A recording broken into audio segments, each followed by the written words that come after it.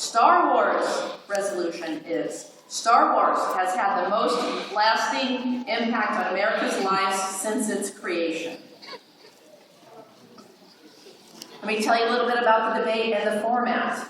What we're going to do is welcome each side for an opening statement. Each side will be given 7 minutes. After each side has done their 7 minutes, we will move on to constructive statements.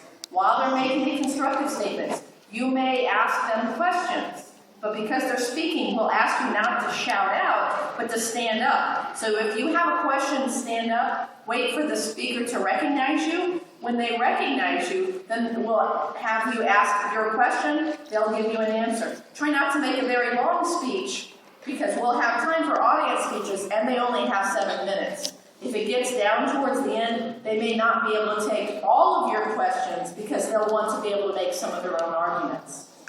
After constructive statements, that's when the audience can make their speeches. We'll have 5 minutes of audience speeches. We welcome you to make a speech. Each person will be able to give 1 minute speech for a total of 5 minutes. Again, we'll ask you to stand up and we'll recognize you. Don't start your speech until somebody brings a microphone to you. Once you have the microphone, that's your cue to speak.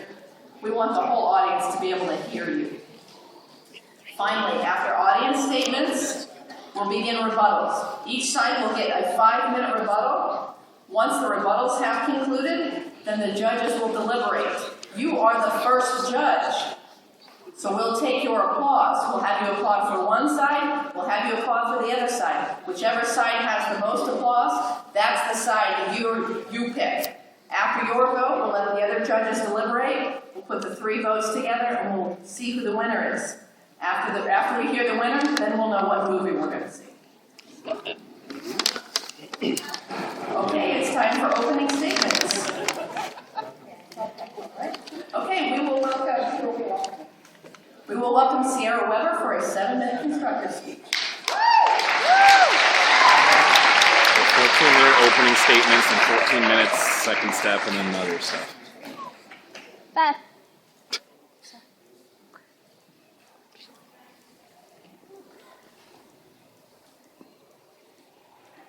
Okay, I would like to first start by thanking you all for being here today. And we just want to say welcome. So we as the Star Trek team stand in firm affirmation that Star Trek has had the most lasting impact on Americans' lives since its creation. So we can see that Star Trek is more impactful and influential than any other franchise, including Star Wars. Star Trek is deeply embedded in American culture. We can see the influence of Star Trek that it's had on social issues, politics, academics, technology, and American lives in general in the following contentions. So we're going to start with contention 1, longevity. So looking at Star Trek's lifespan and its popularity, it has 5 television series that together produced more than 700 hour-long episodes. It has an early 1970s Saturday morning cartoon. It's presently in its 12th feature film. There are more than 1,000 novels and comics. It can claim its own language and its own dictionary. And one of the biggest things is that the show and the lifespan of Star Trek, the franchise, has spawned numerous fanzines and even fan-produced hour-long web episodes. And we can see that Star Trek's franchise spans nearly 5 decades, something that nobody else really can claim. So meaning that a child that watched the original series in the 1960s can now take their grandchild to see the new Star Trek film coming out. So we can look at the longevity and the popularity, and that it's still that popular after nearly 50 years. It's clearly an indicator that Star Trek has had a very impactful meaning on Americans' lives and a very lasting impact. So next we're going to go on to our contention 2, social issues. So we argue that Star Trek was groundbreaking and very progressive in its handling of prominent social issues at the time. So we can see this first in race and ethnicity. So Star Trek emphasized equality, and it showcased people from different racial and ethnic backgrounds working together for the common good. So as David Gerald in his book, The World of Star Trek says, the ship had to be interracial because it represented all of mankind. How can the human race ever achieve friendship with alien races if it can't even make friends with itself? So we're going to go and look at how Star Trek showcased minority characters in clearly important positions. So not only did it showcase minority characters, they played significant characters and significant roles. So it really emphasized the equality of minorities at a time that wasn't happening in America. So we can see they casted people of all ethnicities, of all different species. They represented an Asian American, Lieutenant Sulu, in an authority position, and that actor was actually regarded as one of the first Asian actors to represent an Asian in a TV show in a positive light, so that was really impactful. We can see that it showcased the Russian character Pavel Chekhov, which was a huge deal because of all going on in the Cold War. We can see that the African princess, Lieutenant Uhura, also occupied a leadership position. And it tackled interracial relationships when it showed an interracial kiss between her and Captain Kirk, and that's widely regarded as the first interracial kiss televised, so that has major impact. We can see that it's having an impact on American lives. So we can, it gave Americans hope that one day powerful positions could actually be achieved by all and be held by minority positions. And this really impacted America because seeing these cases on television week after week really made an impact and influenced people's attitudes and to be more accepted and to achieve equality. So next we're going to move on to another social issue, the LGBTQ community. So while science fictions overall have kind of failed in the past of representing the LGBTQ community, Star Trek, while not perfect, did make a lot of progressive strides. So we can see in the episode The Outcast of the Next Generation when Soren gets the chance to defend someone's right to love who they want to love regardless of sex or gender or lack thereof. And she's basically put on trial where she passionately defends her love and she expresses her outrage at what society does to people who are different. So that's not a lasting impact on American lives. I don't think I know it is. We saw the first romantic same-sex kiss in Star Trek television between the triple female Jadzia Dax and in Stigma, the Enterprise. There's social commentary about the ills of mistreating people that are living with HIV and AIDS. And so we can see along with their social commentary on the AIDS epidemic, there was a lot of dialogue that addressed the issue of sexuality-based discrimination. So at the time when this wasn't something that was happening, Star Trek was progressive in giving these individuals airtime and talking about it. So Star Trek's humanistic social commentary inspired those who watched it, especially minority groups, and as a result, the mentality that was developed was one of hope. So Star Trek really promoted hope and breaking barriers, and it in turn led to progression in America and in America's societal mentality. So we can next go on to academics. So we can see our third convention, academics. Star Trek has had a lasting impact even in academics because it's currently used as an educational tool in high schools and universities around the country. We can see that sociologists and physicists, religious studies scholars, they've produced numerous articles, books, and dissertations concerning the impact that Star Trek has had on American culture. We can see that college students take anthropology, sociology, information studies, philosophy, history, political science courses that use Star Trek to help explore American culture and history in ways that nothing else can illustrate it. Our local universities here, Malone West University, Maryville University professors use Star Trek all the time in classes like Ethics of War, and they talk about what was in Star Trek and how it influenced. So we can see how Roddenberry warned of the dangers of a doomsday weapon, which is comparable to our atomic bomb, and he pointed out that experiencing the suffering of war opposed to just dropping a bomb is a natural check to limit the violence of man.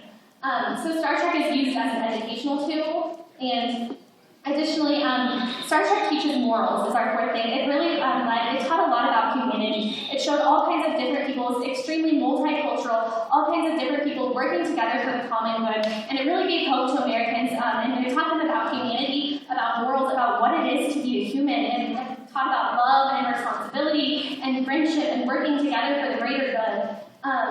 And we can also see that George Lucas has stated multiple times in interviews that Star Trek actually influenced him to create Star Wars. So without Star Trek and the impact that Star Trek has had, we wouldn't have any of the impacts that Star Wars has had, perhaps. So we can see that it has a long-lasting impact on American lives. So for those reasons, we would clearly show, in addition to what my partner stated up here and argued, that Star Trek has had a more lasting impact on American lives than Star Wars has. Thank you.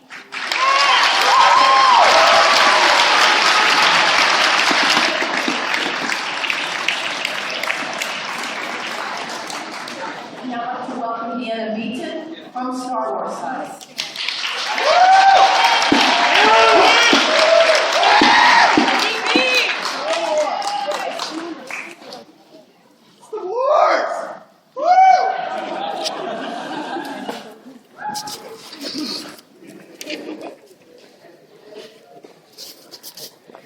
I would also like to thank everyone for being here tonight. I know you're eager to hear me Or a red shirt. knock down everything she just said. The way this is going to work, I'm actually going to bring up our arguments, and then my partner's going to get up here for our constructive speech, and he is going to address more specifically what she just said. So to build the Star Wars case, we also have 4 contentions as to why Star Wars has had the most lasting impact on Americans' lives since its creation. The first of which is going to be innovation in film and gaming technology. Now, in order for George Lucas to create the vision that he had, his first film, he came up with a few new things to make A New Hope. But by the second film, he knew he had bigger and better ideas than what was already out there. He created so many types of technologies, and he created industrial light and magic specifically to make Star Wars happen at all. Now, what specifically does this have to do with comparing to Star Trek? Well, first of all, the subpoint 1 underneath this is that ILM also made other movies that everyone has seen, pretty much. In addition to, but not a whole list, is Indiana Jones, Back to the Future, Jurassic Park, 2 Harry Potter films, E.T., and here's the big one. ILM actually helped make all of the Star Trek movies, except for the very first one. So we're not George Lucas's No, they didn't. Technological creation. Wasn't all of them. Most of the Star Trek movies and some of the television shows that you know and love wouldn't be here today. Or if they were here, they would have the same kind of special effects that the original movie had, which everybody knows is very subpar. The second really? The first Star Trek I don't think so. The second subpoint underneath this is about how he created the THX sound system. I'm sure all of you are probably familiar with it. I'm not going to try to recreate the sound for you. But it's the crescendo sound ending with the distinctive deep note. And it is standard in most movie theaters today, and gaming consoles, and home theaters, and car audio systems, among other things. If it weren't for him, before he created the THX system, there had been no innovations in sound technology for the past 35 years before he created that, so that you could hear Star Wars and Star Trek and your CDs and DVDs in a better sound. Now, the third subpoint underneath innovation in film and gaming technology is that ILM has created lots of things, obviously used to make Star Trek and Star Wars, but they also, employees while working at ILM, also created 2 little things you might be familiar with, one of which is Photoshop, the other one is Pixar. So I think that point alone shows that while Star Trek does have a very deep following, and it is a great television series and film series, we can see from that point alone that George Lucas making Star Wars has had the biggest impact in this whole round today, simply from the amount of movies and TV and music and video games that you all use every single day. Second point. Star Wars was actually one of the first ever blockbuster trilogies. Experts agree that because of Star Wars and Jaws in conjunction, that the summer blockbuster trilogy was invented. So, because of the trilogy, he invented the trilogy series, which obviously things like Indiana Jones, Back to the Future, The Matrix, Toy Story, Batman and the Dark Knight, Lord of the Rings, all of those are based on a system that he created of the trilogy. Another subpoint is that it was the biggest film success in the history of film whenever Star Wars A New Hope came out. It was sort of a surprise success. George Lucas was not even actually paying attention whenever his own movie came out because he didn't think it would be a success. But it was such a blockbuster that it is, in fact, the number 5 largest grossing movie in America for all of film. And in fact, all 6 of the Star Wars films are in the top 52 of the highest grossing films of all of America, whereas the Star Trek films only have 2 in the entire list of the top 500. And in case you're wondering, the 2009 remake of Star Trek is number 66. Is number 66, and then Star Trek for the Voyage is like number 451. So they don't really make it up there. So whenever you look at how many people have experienced these films, you can see that Star Wars obviously has a much bigger impact. The idea of a blockbuster, actually, because Star Wars obviously has a lot of appeal to like teenage boys, a lot of those people came out. But also, they advertised towards adults. So it wasn't just teenage boys waiting in line. It was teenage boys and their parents. It was adults waiting in line. And it seems weird, but films never really advertised to large groups of people before. They advertised to a niche group of people before Star Wars came about, but then obviously they saw that they could reach a larger audience than just one particular group of people. The fourth point about it being such a big influence in summer blockbuster films is the idea of the marketing that it did. The marketing was brilliant, and I don't know if you've noticed, but according to a toy manufacturer's trade magazine in June of 2010, a 5 to 10-year-old boy's favorite movie-based toys were from Star Wars, beating out Harry Potter, Transformers, G.I. Joe, and other blockbusters. And in that list was not Star Trek, because Star Trek is not a blockbuster. But it also points out that in 2010, a live-action Star Wars film had not been released in 5 years. Even 5 years after the last movie came out, little kids are still wanting for Christmas the Star Wars toys. And that's because of the way that they had perfected the marketing machine that is Star Wars. Since it came out, the sales of the toys and the stamps and everything Star Wars paraphernalia has only gone up. Now the third point is that of the immensely pervasive effect that it's had on our society. This goes sort of along with what our opposing team said. But at Disney, there is a Star Tours ride. There is no Star Trek ride. The St. Louis Symphony Orchestra, among many other orchestras around the country, regularly perform the Star Wars soundtrack, whereas they rarely perform the Star Trek soundtrack. Not to mention anything Kevin Smith has ever made, Spaceballs, Family Guy episodes of Robot Chicken, and Fanboys. But there are many other reasons that this is more pervasive than Star Trek. And so with that, I would like to say, may the Lord be with you.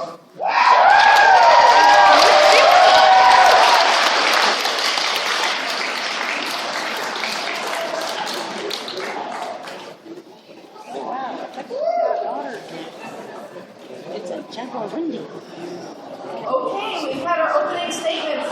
It's time to move to constructive statements. This is where you get to start participating. If you have a question, please stand up. Oh yes, see, that's exactly how, very good, like these people are doing. So we'll wait till the speakers come, and when you get a question, stand up and they will recognize you. We will also leave time for them to give some speeches. So they'll give part of their speech, they'll answer some of your questions, they'll give some more speech, and we'll go like that for 7 minutes. Once the 7 minutes expire, we'll move to the other side. So, we'll welcome Justin Raimundo from the Star Trek side. Oh, I hate them already. You all right, David? Good. I'd like to thank everyone for being here. Before I address any questions, I'm just going to dive into my speech and then we'll address you as we go along. So first I'd actually talk to the point that Deanna made on just the basic franchise and marketing materials that came out of the Star Wars. We would also look back to what Sierra said on the longevity of the entire Star Trek series. The fact that it lasted 5 decades and was successful and has continued to access audiences for those entire 5 decades proves that while Star Wars may have had big franchises, the fact that this existed in television series within Star Trek actually showed that it was accessing more people. So more people were able to see it on a daily basis than the one time that they were able to go see it in the films and theaters. So we would argue that it's accessing more people and a broader genre of people than those that just happen to go to films, but instead are able to see actual television shows every single day within their homes. The second point is that we'd like to go to actually what they talked about in terms of the George Lucas or ILM franchise. We'd like to talk about how while they actually had innovation in terms of film and technology, Star Trek made it affordable for you to see things like latex gloves or Spock ears that are actually available for movies like The Hobbit to actually mass produce on a regular basis. So while Star Wars maybe was able to do a lot of filming in terms of one fight scene, we would say that it's actually arguably better to see that latex was being able to use on a regular basis. So you would see that you frequently have it more often appearing on the screen. Second, is that, yes, while you may hear some of these sounds, such as in orchestration or even in cell phones, oh wait, did you know that cell phones, the inspiration actually came from some technology that appeared as such? But that's not it. Let's go on to your list. It goes to flip phones, iPads, Bluetooth headsets, tricorders, floppy disks, which I don't even use anymore, USB drives, voice activation, and GPS. At the point at which every single one of you in this room has been accessed by that technology, we win hands down.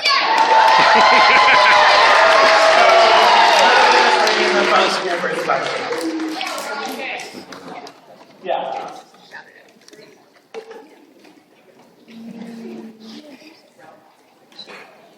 Okay. Does anyone? Yes.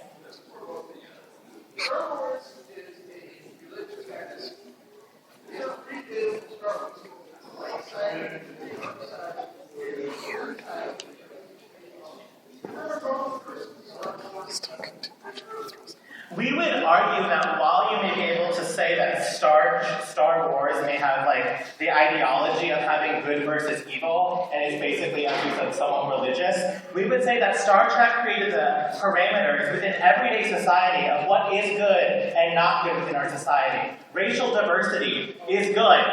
Not being racist is bad. At the point at which so many people saw that through television shows, You screwed up your language. that you had free will, and you're actually able to promote things like racial diversity. Which brings me to my next point. The next contention that we have is that, sure, we'll give you that George Lucas was a really great filmmaker. At the point at which all of Star Trek created talent that not only impacted the franchise in itself, but also American lives, such as Lieutenant Uhura was played by Nichelle Nichols, who Martin Luther King himself argued for her to stay on the show because she was an inspiration for African American women like Whoopi Goldberg, who cites her as her inspiration to act. At the point in which I can see someone like me on the television screen inspired me to have confidence to enter into activities like public speaking in a really big room. So thank you, Stuart. Further, we'll argue that Patrick Stewart, awesome, was also one of them. Also, little known fact, if you all have seen the movie Argo, actually the man John Chambers, who John Goodman played, actually started and built some of his career by building the Spock gears.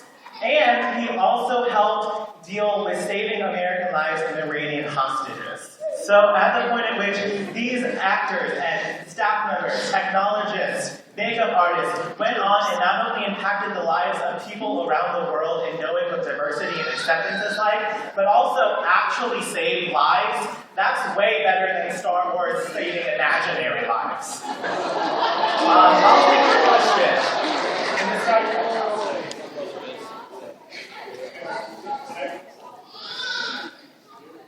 Yes.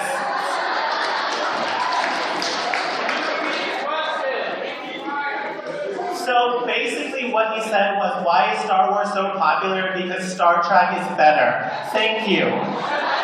Additionally, we would say that yes, Star Wars is popular for many different people, but they capitalized on the franchise that Star Trek created because it came first and served as an inspiration. Don't forget that Sierra came up here and said that actually George Lucas was inspired by Star Trek. So seeing that science fiction as a popular genre was able to capitalize more fans. But let's look at this in general, of looking at how we should look at this debate. Understand that while they're talking about technological influences and some minor things that happen in terms of music and all of that, we're talking about things like acceptance, leadership roles for women, specifically African American women. Actually, Star Trek even had different types of characters that existed than the basic standard characters that were in Star Wars, right? So you're seeing that there was the first female captain in the Star Trek era. So it increased and continued throughout the entire era. But additionally, 66.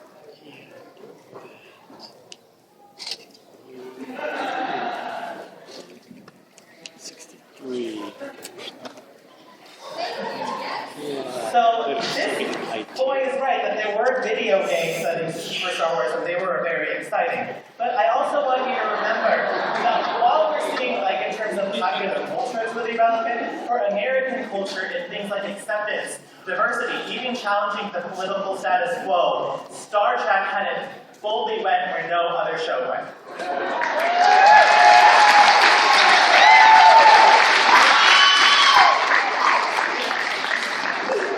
Great questions, audience. Let's keep them coming. Let's hear from Stephen Moore on the side of Star Wars.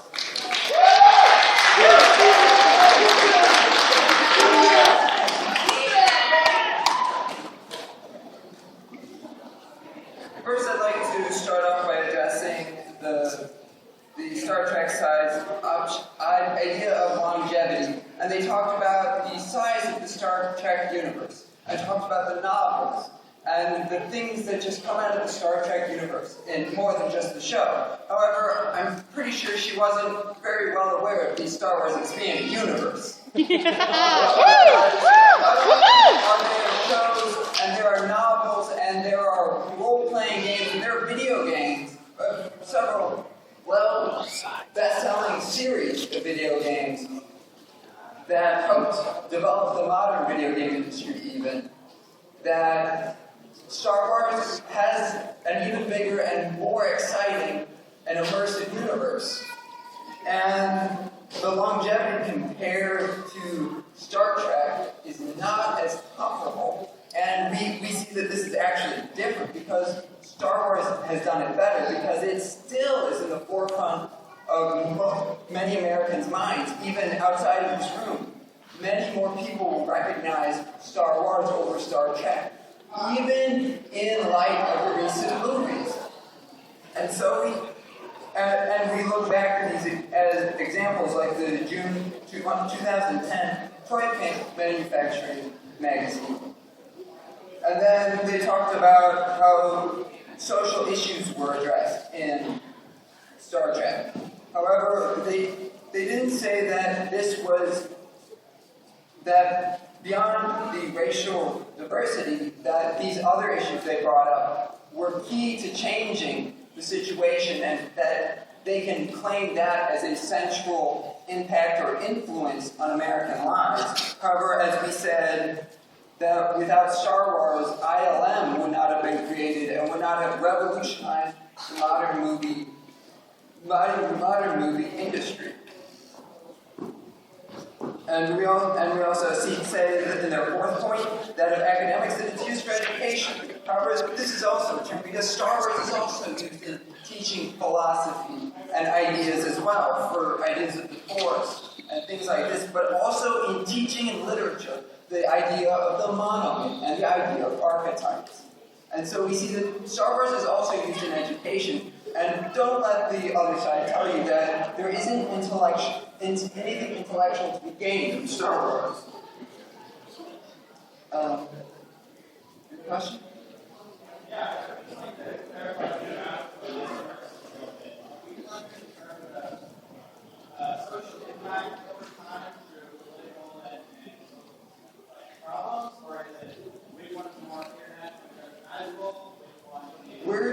We're talking overall impact on the general life of Americans in all sorts of ways. Your question?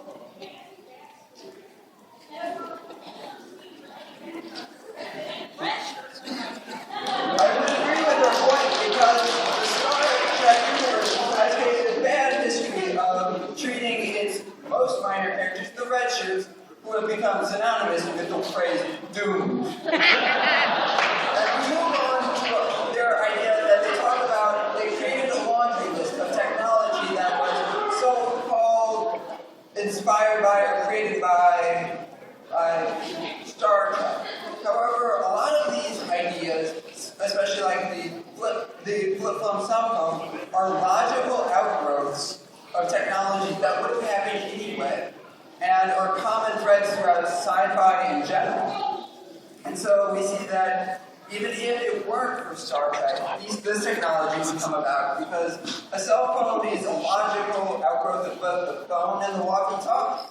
And that we see ideas such as these cannot base themselves solely on Star Trek. This mitigates the influence that Star Trek has on the wider American life. Question?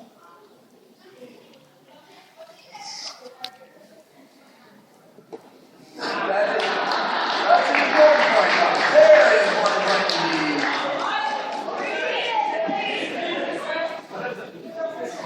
And he said that what he said was that there aren't Star Trek Lego sets, but there are Lego sets for Star Wars. And not only Lego Star Wars sets, but detailed models of TIE fighters and things like that, but also robotics models that have been created through Star Wars that has also helped create and inspire innovation and technology. Good question. Wait, your question. I played one of the Star Trek video games. It was terrible. I didn't know what to do. I had no idea. Video games should not cause that much. I'm overwhelmed. Good question. Star Wars Galaxy.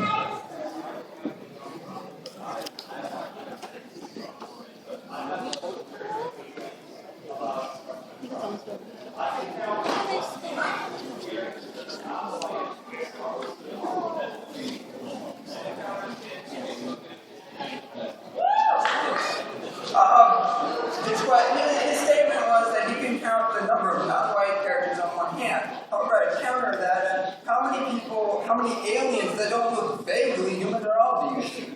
We see a lot more variety of aliens in the Star Wars universe. If we find alien life outside of this earth, is it going to matter what color they are? Or maybe perhaps if they have tusks or look like octopuses or squids or hammerheads.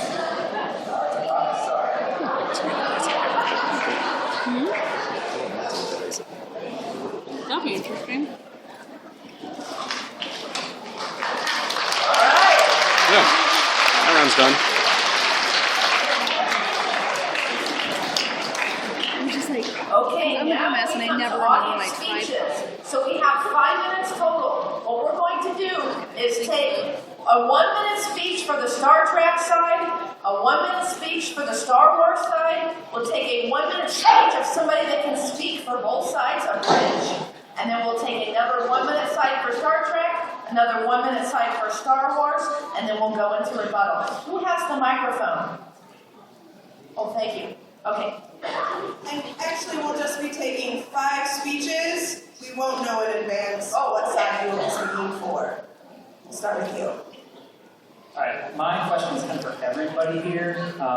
It's just more of a general sort of survey. How many have used a cell phone? Just everybody. Okay, how many have used an iPad or similar device? Okay, how many have used a real lightsaber? Anyone? Anyone? One guy. Thank you.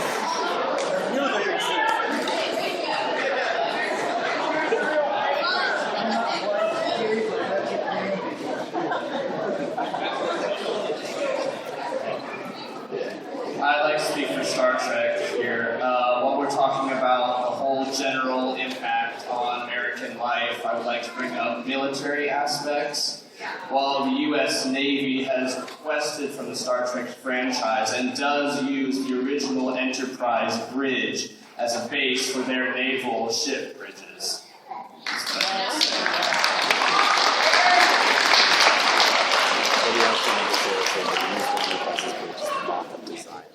I would just like to point out that Star Wars is based on an imaginary space universe or separate galaxy. Star Trek is based on real stuff that we all know, Jupiter Space Station, all kinds of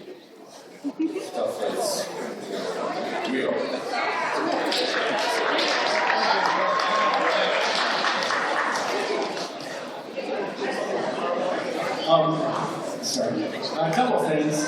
I don't think George Lucas invented the archetype. He was building on stuff that was already there. There's studies from the 30s about archetypes.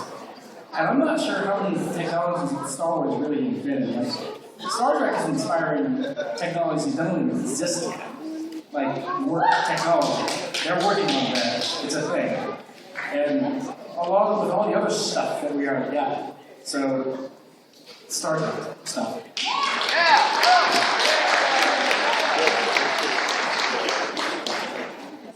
We have time for a few more since we haven't gone over our time. So, in the context of the debate, we're looking at the impact on Americans' lives. Is there a better parallel in the sci-fi industry of Star Wars rising from poverty and obscurity on a desert planet, say Tatooine, becoming prominent in the Rebel Alliance and achieving greatness as a leader of the Jedi Order? Everyone in Star Trek starts out in leadership positions and prominence.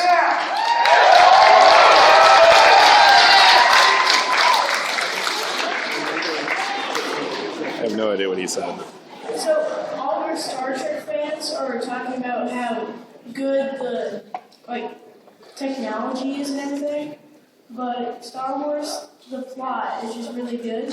Like, there's an actual storyline. I'm like,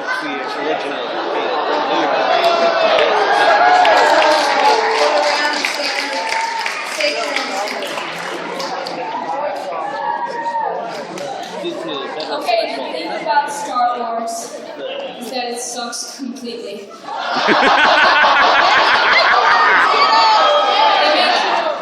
I like this kid. I like this kid. He's got balls. Episodes and movies, and Star Trek over has 1 million. Star Trek is better than Star Wars, period. It is not an opinion, it is a fact.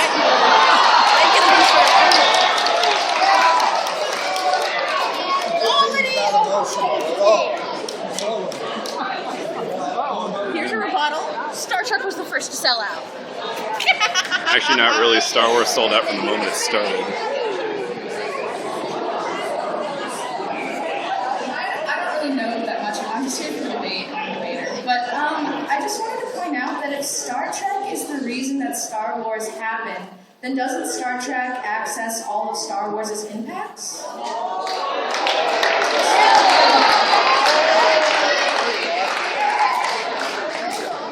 Personally, I think we have a little flaw in our debate that what we're arguing here is lasting impact when we should be arguing lasting positive impact. That only one of these franchises leaves its fans disappointed, feeling betrayed by the quality of the things that come out and by the changes that kept being made, to the things that the fans love. Only one, just saying.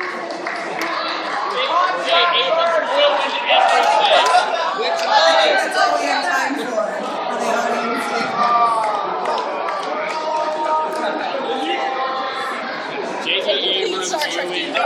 audience Love a lot of audience participation. This is great. Wonderful speeches, wonderful questions. Helping us make it a very lively debate. Are you ready for the rebuttal speeches? I'm going to snap. Each side will get a 5-minute speech. So we will start. So we will now start with Star Wars, and we'll welcome Deanna Beaton back to the podium.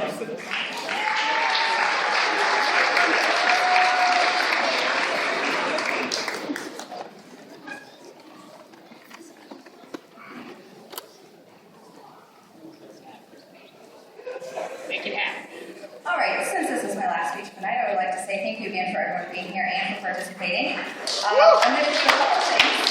First, I'm going to respond to what they said, and I'm going to go over my own voters as to why you, the adjudicator audience, should applaud very loudly from the Star Wars side. But first, to tackle some of the things that they said.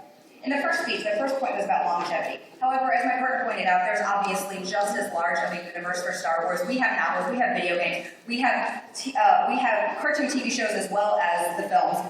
So their argument is actually a wash with ours, not to mention that ours is a tiny bit bigger. So if that you decide on that point alone, it would go to us or it would go to no one because their longevity argument is equal with ours. They're trying to point about the social issues of being groundbreaking, having Captain Janeway in the first like multiracial cast. That's a very good point. George Lucas, not necessarily great with casting minorities. I don't know what to say. I cannot argue for him for that point. However, as my partner pointed out, while it's all well and good to promote racial diversity, and I'm all about it and I love it, we don't know that it actually changed very much in the way of our society. A lot of other things that were a lot more active actually changed the way that our society functions as a multiracial society. So I don't actually think that Star Trek is the reason that we, had the Civil Rights Act of 1964. It can't be because Star Trek didn't come out until 66. Star Wars is also used in academics to teach things, so again, this point that they have is actually really washed, because Star Wars and Star Trek are both used in college and university settings to teach. And then their last point that they had about making affordable things like latex gloves. Latex, we shouldn't have fake things now. But then they went on to talk about cell phones and iPads and USB ports and things like that. However, as my partner pointed out, that is a natural outgrowth of science and technology and all sci-fi, not Star Trek. Star Wars used and helped invent robotics and holographic technology. Just because Star Trek mentioned it doesn't mean that that's the reason that it was made. As he pointed out, cell phones are just an extension of walkie-talkies. We already had walkie-talkies before Star Trek was invented. We already had telephones before Star Trek was invented. It was just a matter of time before those things came about. Were the creators of those things inspired by Star Trek? Sure. Did that come about because of Star Trek? I don't think so. However, onto my voters, things that did come out because of Star Trek. Most films you've ever seen use technology that came out of Star Wars. Most things you've ever heard come out of technology created specifically for Star Wars because of Industrial Light and Magic. Anytime you've ever used a computer, anytime you've ever seen an ad in a magazine, Photoshop, Pixar, THX, CGI, all of this stuff came out of Star Wars and George Lucas in order to bring you the things that you watch on television right now. Our second voter is going to be also about the longevity and the access, specifically of Star Wars. The idea that Star Trek, the series, was started before Star Wars movie, yes. However, we're sort of in a circle because Star Wars influenced Star Trek made Star Wars, so you're just sort of in an endless loop there. However, whenever you look to the marketing and just the things that you see around you every day, you cannot go to Disney and ride any Star Trek rides. You cannot go to the symphony orchestra and hear the Star Trek soundtrack being played. You can, however, do those things with Star Wars. There are a lot fewer parodies of Star Trek in things like The Cleveland Show, who just said that they were also going to be doing a parody of Star Wars. Fanboys, anything by Kevin Smith, Family Guy. You don't see full-fledged episodes dedicated to paying homage to Star Trek. You see a lot more of those of Star Wars. As somebody pointed out with the military, they are also using Star Wars technology for military, for holographic technology, for robotics. In the 80s, Ronald Reagan actually called his Strategic Defense Initiative. He called it Star Wars, and he called the Soviet Union an evil empire. Star Trek was also around, but he didn't call them the Klingons. He called them the evil empire. So whenever you look today at which has had more of a lasting impact, I know this is hard, and I know that we all love both. Well, not all of us love both of them.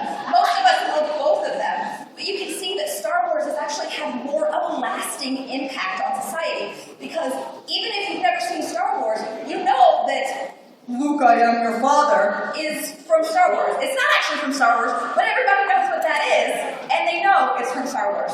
So thank you. May the Fourth be with you.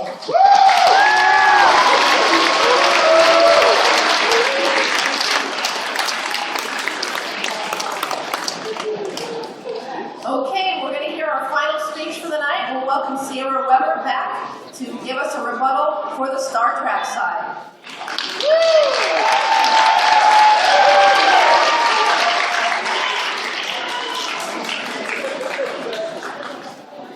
Hello, friends. I would just like to say thank you again for all of your participation. You guys have been great, and we hope you've enjoyed this as much as we have.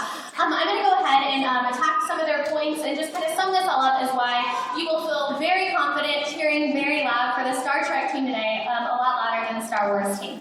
So firstly, they argued some of their points about how Star Star Wars made a lot of money. Great, I'm glad they made money, but that's not what we're arguing today. We're not arguing which films made a lot of money. We're arguing what had the most lasting impact on American life. They argue that Star Wars created things like Photoshop and Pixar, as my partner stated, flip phones, anyone? Bluetooth devices, MRIs, iPads, radiation treatments, GPS voice activation devices, high-intensity ultrasounds. I think that's pretty important technology. They also argued that boys like Star Wars toys, and there's lots of Star Wars rides. Like, great, we're glad that we can ride rides and play with toys. We could kind of do without those rides and toys. We really can't do without equality and progression in America. So they also argue that you can see Family Guy and other episodes showcase Star Wars and not Star Trek. Star Trek is also popular in Family Guy, if anybody's ever watched it, as well as The Wonder Years, Saturday Night Live, West Wing, The Simpsons, The Big Bang Theory. It plays a huge part in there. So clearly, it's still around and shows that are still popular today. They said that they also have longevity, but it's not as generational. The fact that there's little children dressed in Star Trek outfits sitting next to their grandparents also dressed in Star Trek outfits proves our point today. So they say that Star Trek didn't have that big of a role. MLK himself said that Michelle Nichols was a huge player in the civil rights movement. Whoopi Goldberg said she was inspired by it. They said Star Wars is also used in academics, but looking at numbers, more dissertations have been written for Star Trek, and it's more applicable because it has more societal and political impacts. She said that so Star Trek addressed political issues like the Vietnam War, the Cold War, social issues. They argued from an audience member that overcoming poverty was a big thing. But we would like to say that Star Trek also is what America wants. The poor and the hungry are taken care of in Star Trek, and that really all people are equal. One of the young boys said that we would like to point out that it's not an opinion, it's just fact. Star Trek is better. So Star Wars is popular, sure. We like video games, we like toys, but the resolution is what has had the most lasting impact on American lives. I agree. So, as we've already talked about, Michelle Nichols and everything, also the Asian American actor who plays Lieutenant Sulu is actually openly gay and a huge activist for the LGBTQ community. So we have him. MLK said himself that Star Trek played a role in the civil rights movement. They argued Legos, but that they don't have Star Trek Legos. That's something we should take care of. We should get some Star Trek Legos because Star Trek is Star Wars expanded the universe, but the prequel Star Wars trilogy ignored the expansion of the universe. They ignored the books and the novels, so I don't think that point really stands. So we have to look at what's had more of an impact. So we can look at the longevity. Star Trek is extremely generational. It's still popular. You don't have to say, hey, child, come watch this. They want to watch it. All generations are drawn to Star Trek. It has military implications. It has technological implications. It's used in education as an educational tool. It shows equality for minorities, the LGBTQ community, African Americans, Russians, Asian Americans, the first interracial kiss televised that had a same-sex kiss. If those aren't lasting impacts, like we have to weigh what is more important today. Photoshop and Legos and rides at Disney World and Land, or societal impacts, political impacts, all kinds of really important things. So what we need to look at is what has had the most lasting impact. Looking at technology, looking at social issues, looking at political issues, we can see that Star Trek clearly wins the debate. It's had a lasting impact because Star Trek has lived long and it has prospered.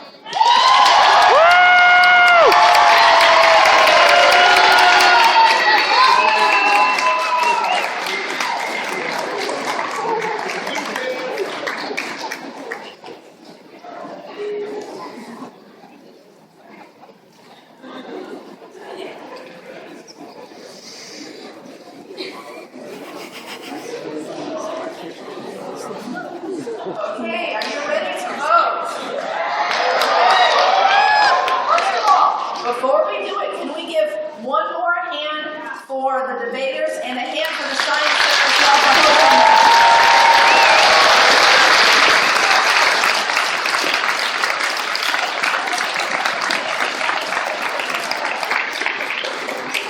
I think all in all we had a great debate and we had a lot of fun tonight.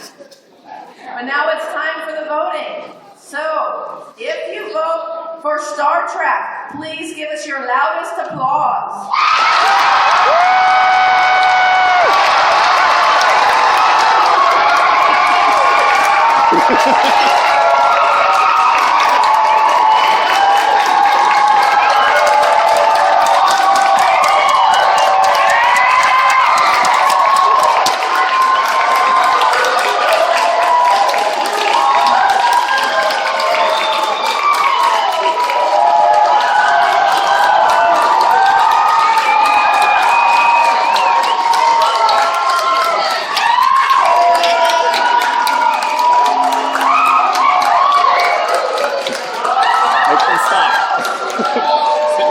The revolution. Wow. And that's how Star Trek did on me. Loud applause. 92 decibels for Star. Okay, now let's do it again. If you vote for Star Wars, let's hear your loudest applause.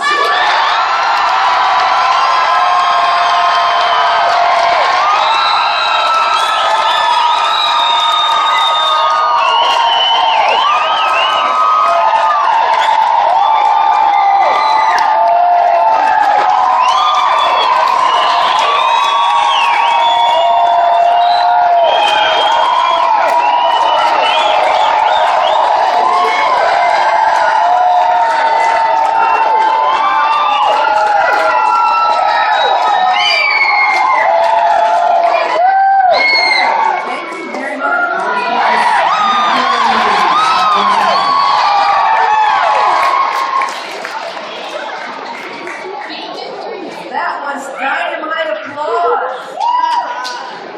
Okay, we're now going to take just a couple of minutes for our other judges to vote, and then we will have a decision up here for you in just a couple of minutes. So stay tight,